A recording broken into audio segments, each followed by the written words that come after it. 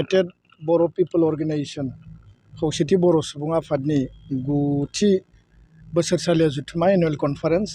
गुवाहाटीनि बे श्रीमन्त शंकरदेव कलाक्षेत्रआव लानाय जादों आरो दिनै नैथि साननि हाबाफारियाव मोनसे सेमिनार दङमोन चेलेन्जेस एन्ड स्कोप माने इन ग्रेट बड' nation building with United social movement बे मोनसे टपिक होदों बिथांमोना आरो बेखौ लानानै आंखौ बिथांमोना बेखेवगिरि आलासि हिसाबै लिंहरदोंमोन आं गिबियावनो इउबिपिअनि आफादगिरि गाहाय नेहाथारि बिथांमोननिसिम साबायखर बावदों बर'नि गासै माहारियारि आफादफोरा बा ससियेल अर्गानाइजेशनफ्रा खौसेयै हाबा मावनायनि बेयाव मोनसे एजेन्डा लानानै बे सेमिनारखौ लानाय जादों जेब्ला बर' हारियाव बेबायदि माखासे संकट फैदों खैफोद फैदों आरो जोंनि सार्भाइभेल आरो जोंनि रैखाथिनि कुइसन फैदों बर' हारियाव जिखि आफाद जाया मानो जिखि दल संगठन जाया मानो जोङो खौसेयै गसंबोदों आरो बे उदांस्रिनि सिगां आरो उदांस्रिनि उनाव जि थासारियावनो बर' हारिया खौसेयै जोङो नांनाय समाव जोङो ज' जानानै हाबा मावबोदों आरो बे माखासे बाथ्राफोरखौनो दिनै बेयाव सावरायनाय जाबाय बे मोनसे मोजां टपिक आरो बेखौ लानानै जोंहा इनडेप्थ डिसकासन आरो स्टाडि खालामनांगौ दंबावो दा बेखायनो इउबिपिअआ दिनै गोलाव सम गोबां समाजारि हाबा मावनायनि उनाव 9थि बोसोरसालिया जुथुमा खुंफैनो हादों बे जोंनि थाखाय जोबोद बाख्नायथाव आरो उननि समाव समाज आरो माहारिनि थाखाय बिथांमोना हाबा मावलांगोन सेबा खालामलांगोन आं बेखौनो मिजिंथियो आरो जोंनि गेजेराव मोनसे खौसेथियै माहारि दानायनि थाखाय जोङो माहारिनि जायफोर जेंना जेंसिफोर दङ समाजारि रांखान्थि जोंहा एन्टि ससियेल जायफोर एलिमेन्ट्सफोर दङ एक्टिभिटिसफोर दङ लोगोसेयैनो नैबे जि जोंनि सोलोंथाइ जेंना जेंसि बर' मिडियाम बर' राव बिनि सायाव जोङो ज' हाबा मावलांनांगोन एकर्ड इमप्लिमेन्टेसननि थाखायथ' जों बयबो ज' हाबा मावनांगोन बेखौ जोङो गारनानै मालाबाबो जोंनि हाबाफारिया जोंनि सिमाङा आबुं जानाय नङा दा बेखायनो आङो बेखौ बेयाव रियेलाइज खालामनो गोजोनदों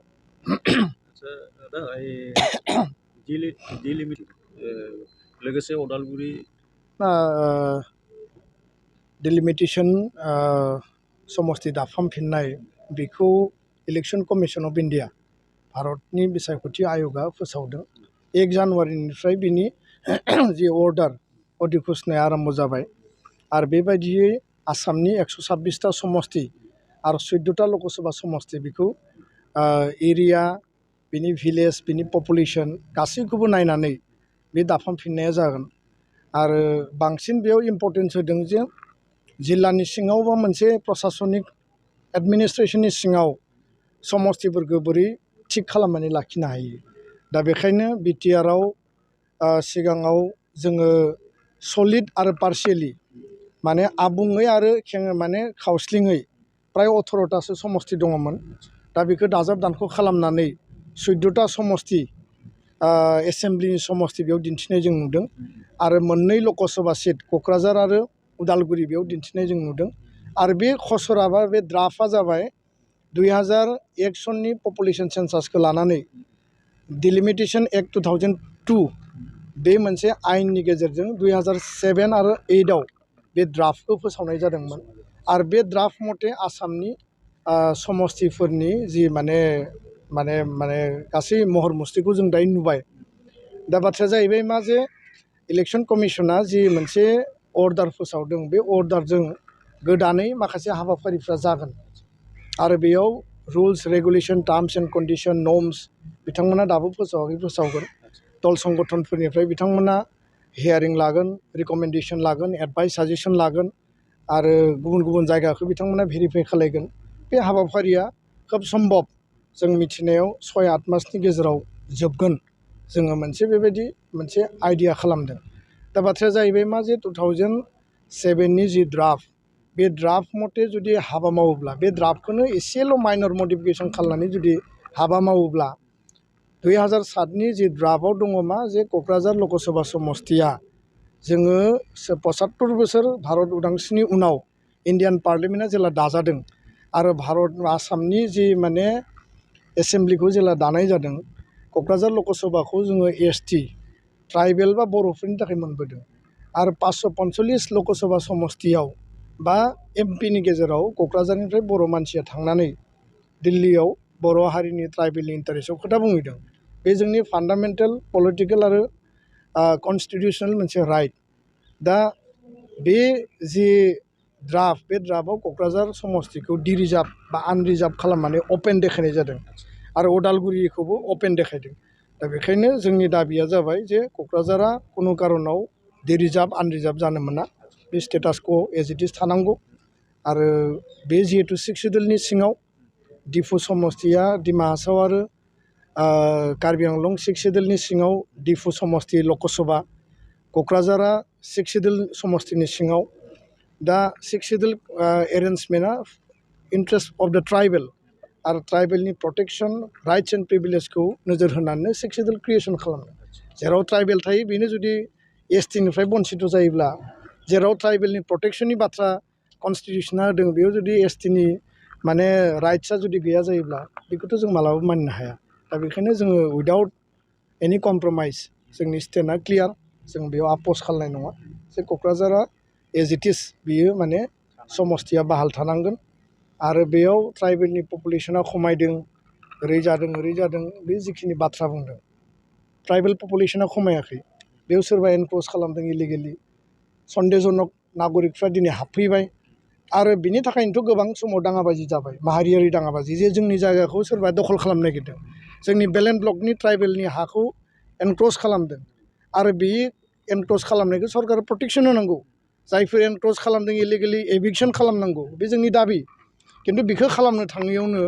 दरं उदालगुरियाव जाबाय क'क्राझार चिरां धुबुरी बे मोनसे हारियारि दाङाबाजि जाबाय गोबां समाव बेबायदि जाबाय थेवबो सरकारा बिनि सायाव जेरैबायदि प्रटेक्शन होनांगौ बेखौ लाबोआखै आरो बेखायनो आं खावलायो जे खुनु कारनाव बेखौ कमप्रमाइज खालामनाय जानाय नङा आरो भारत सरकार आसाम सरकार इलेक्शन कमिशन अफ इन्डिया जोङो क्लियार मेसेज होदों जे नोंथांमोना ट्राइबेलनि इन्टारेस्टनि उल्था मावोब्ला गणतान्त्रिक शान्तिपुर्ण जंगि आन्दलन जागोन आरो गाबोनो जोङो इनिशियेलि बर'नि गासै माहारियारि आफाद जोंनि थुनलाइ आफाद ट्राइबेल संघ आरो गासै माहारियारि आफाद पलिटिकेल पार्टी UPPL BPF बर'आ बर' मानसि जोंनि BJP खालामनाय बर' मानसि कंग्रेस माने दलाव जायफोर हाबा मावगासिनो दङ बयखौबो लानानै एक्स MP एक्स MLA जोङो ज' सावरायगोन बिथांमोननि मतामतखौ लागोन आरो इउनाइटेड मोनसे मुभमेन्टनि थाखाय जोङो बेयाव डिसकास खालामगोन आरो जोङो गुबुन गुबुन हान्जायाव थानो हानाय गोबां जोंहा एसे फारागथि थानो हानाय खिन्थु जातीय सार्थआव ट्राइबेलनि इन्ट्रेस्टआव पलिटिकेल राइट कनस्टिटिउसनेल राइटनि इन्ट्रेस्टआव बयबो ज' फैनांगौ आं बेखौनो गुरैयै खर' गंग्लायै खावलायहरबाय गोजोन्थों 26टा कलेज दङ जोंनि डिमान्डआ 26टा कलेजाबो जानांगौ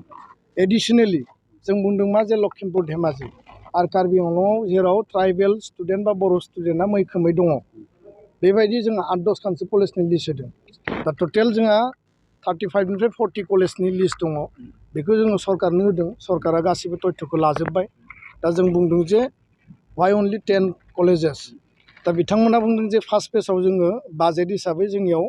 बाजेटनि सर्टेजखौ जों 10टाखौ लाग्रोनोसै सेकेन्ड फेजआव आरो एनादार 10-15 बे पर्यायक्रमै फेज मेनाराव प्रभिन्सियेलाइजेसना जागोन बेखौ बुंदों दा बेखायनो जोङो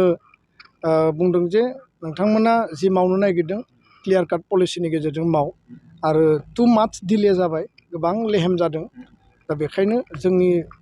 माने दाबिया जाबाय गोख्रै मावनांगौ दिनै 10टा कलेजआ जायोबासो गाबोन सेकेन्ड फेजआ फैगोन 10टा कलेजआनो जुदि दिनैबो जायाबा सेकेन्ड फेज फैनायाव आरो एनादार 1-2 इयार नांगोन बेबायदि इमप्लिमेन्टेसनाथ' जोंनि थाखाय जों लुबैनाय बायदि बे माने जानाय नङा दा बेखायनो जों खावलायदों जे जों जिखिनि दाबि होदों बे दाबि मथे सरकारा मावनांगौ आरो सरकारा